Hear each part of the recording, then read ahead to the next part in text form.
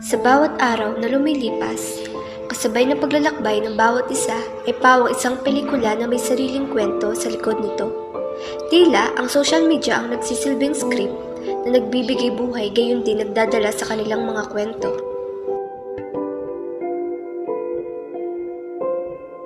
Umabot sa humigit sa 100% na ang kabuuang bilang ng mga Pilipino sa mundo ang patuloy na nahuhumaling dulot ng makabagong teknolohiya, na tila pumukaw ng kanilang atensyon at naging usapin sa kasulukuyang henerasyon. Kasabay ng pagunlad ng teknolohiya ay ang siya ring bilis sa likod ng pagbabago sa ugali ng mga tao, partikular ang bawat kabataan.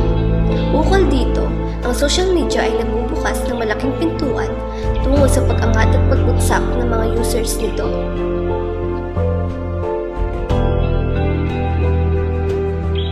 Sa pag-usbong ng internet, computer, cellphone at mga gadgets, ay siya ring pagdating ng mga social networking sites. Gaya na lamang ng Facebook, TikTok, Instagram at X ay ilan lamang sa mga social networking sites na patuloy na umuusbong dahil sa kasikat. Ito rin ang naging dahilan ng pagkakaroon ng magandang dulot at masamang dulot sa bawat isa, gaya ng pangangalap ng maling impormasyon, pagkakaroon ng cyberbullying at ang iba naman ay nakakatagpo rito ng kanilang makakasama sa buhay at magandang trabaho o business. Sa bawat estudyante may kwento ang paglalakbay ng kabataan ay tila isang pelikula. At sa ngayon, ang social media ang nagsisilbing script na nagdadala sa kanilang mga kwento. Ano ang iyong pananaw patungkol sa paggamit ng makabagong teknolohiya o social media? Sa social media, yung pananaw ko, minsan bad habit talaga siya. Minsan hindi. Nakakuha din tayo ng mga inspirasyon din sa social media. Like ng mga taong talagang posigilong ma-achieve yung goals nila sa buhay. Then, meron din tayong mga bad habits na kung ano-ano lang yung mga pinagpo-post, hindi naman importante, pero dahil na social media yun, para magkapera sila, ginagawa nila yun na kahit na nakakasama sa kanila. Kahit pangit tignan sa kanila, so dahil nga sa pera, na-influence na sila nila. Ano ang karanasan mo sa social media at ano ang naging dulot nito sa iyo? Sa social media, nakatagpo ako doon ng trabaho, magandang trabaho. And doon ko rin na, syempre, pagka nasa social media tayo, marami tayong makakatagpong mga iba't ibang kaibigan, mga klase, lalo sa school. Syempre, yun yung gagamitan natin para magamit natin sa school, yung social media. Then, sa karanasan ko naman, syempre, hindi ko rin kilala yung partner ko, yung jowa ko, ano. And then, yun. Sa bawat araw na lumilipas, kasabay ng paglalakbay ng bawat isa ay pawang isang pelikula na may sariling kwento sa likod nito. Tila ang social media ang nagsisilbing script na nagbibigay buhay gayon din nagdadala sa kanilang mga kwento.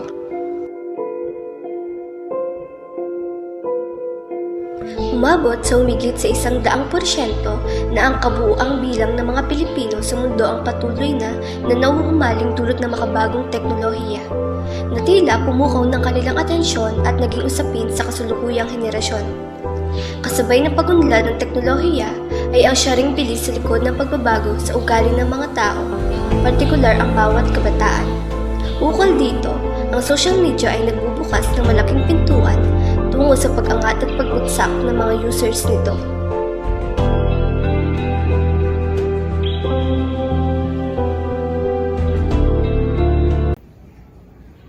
Ano ang iyong naging karanasan patungkol sa cyberbullying? Last year, 2023, may isang aksidenteng nangyari. Tungkol sa aksidenteng yun, nagkaroon ako ng shirt post kahit hindi ko naman ginawa. Tapos may isang babaeng nag-post sa akin na makikita sa comment section na pinagkakaisa ko. Yun lang. Ano ang iyong masasabi o mga advice sa isang taong naging biktima o magiging biktima ng cyberbullying? Siguro ang ma-advise ko lang sa mga taong nakaranas o makakaranas ng cyberbullying ay maging matatag kagaya noong ginawa ko noon at mas paniwalaan ng sarili. Dahil may pamilya at tunay na kaibigan tayong naniniwala at nagmamahal sa atin. Sa pag-usbong ng internet, computer, cellphone at mga gadgets, ay siya ring pagdating ng mga social networking sites. Gaya na lamang na Facebook, TikTok, Instagram at X ay ilan lamang sa mga social networking sites na patuloy na umuusbong dahil sa kasikat.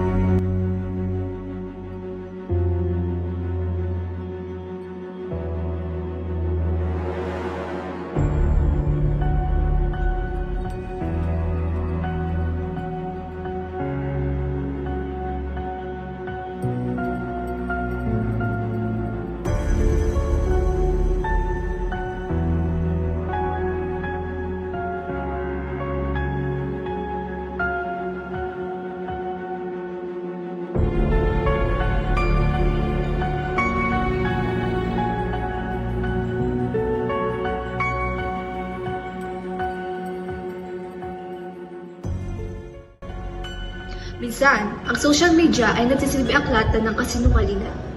Paano natin inaharap ang hamon na ito at paano tayo nagiging bahagi ng solusyon?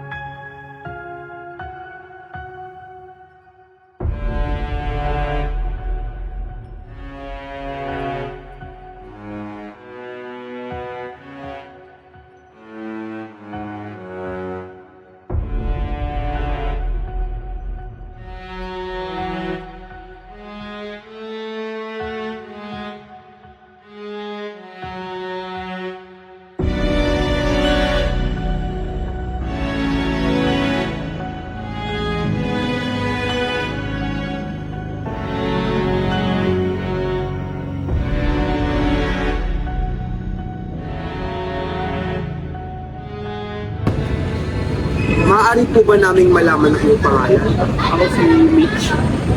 Isa ka rin po ba sa nakaranas na mag-fake news? Nakaranas din ako ng fake news. Pwede po ba namin pwede niyo po maikwento sa amin ang iyong karanasan patungkol sa fake news? Karanasan ako din tungkol sa mga politiko mo, yung mga issues about sa mga social media influencer, at yung mga tutunan. Ano po ang iyong ginawa upang masolusyonan po yun? Nag-fact-check ako, nag-research ako tungkol sa nangyayari, kung ano ba talaga yung tunay na nangyayari or tunay na information. Ano po ang masasabi mo sa mga taong gaya mo ay naging biktima ng fake news? Maging wise kasi di lahat na mababasa o nakikita sa social media o any kind of platform totoo. Saka huwag basta-basta maniniwala kung walang reasons. Thank you po.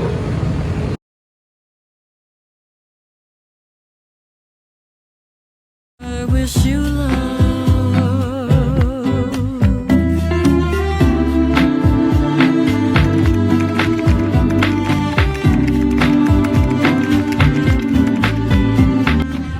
Hindi rin maiiwasan script na puno ng ligaya at pag-ibig. Paano nakakatulong ang social media sa pagbuo at pagpapalago ng kanilang mga relasyon?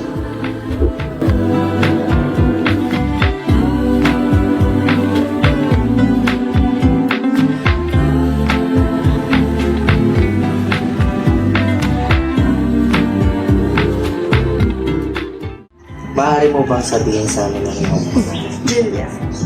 para sa iyo, maaari bang makahanap ng tao magmamahal sa iyo sa pamamagitan ng makapagrelasyon o social media? Oo. Isa ka rin bang sa nakararanas na makatagpot ng taong mamahalin mo sa pamamagitan ng social media? Oo. Pwede mo bang maikwento sa amin ang iyong naging karanasan patungkol dito? Kasi yung nag-pandemic, doon mas umano yung RP. So, doon kami nagkakalala nung yung jowa ko ngayon. Then, yeah, ngayon, Nakaranas ka na ba ng asawa? Kung oo, ano ang iyong ginawa pagkatapos na kasunod? sumama lang sa mga kaibigan, gala-gala. Ano ang masasabi mo sa taong gaya mo na nagsusubo o mayroon na kinakasama na minamahal siya rin ang social media?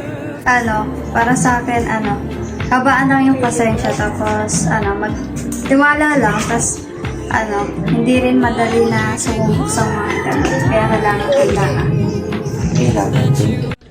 At sa pagtatapos ng aming dokumentaryo, nagpapasalamat kami sa mga estudyanteng nagbahagi ng kanilang mga kwento.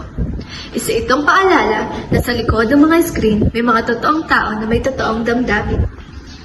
I wish you love.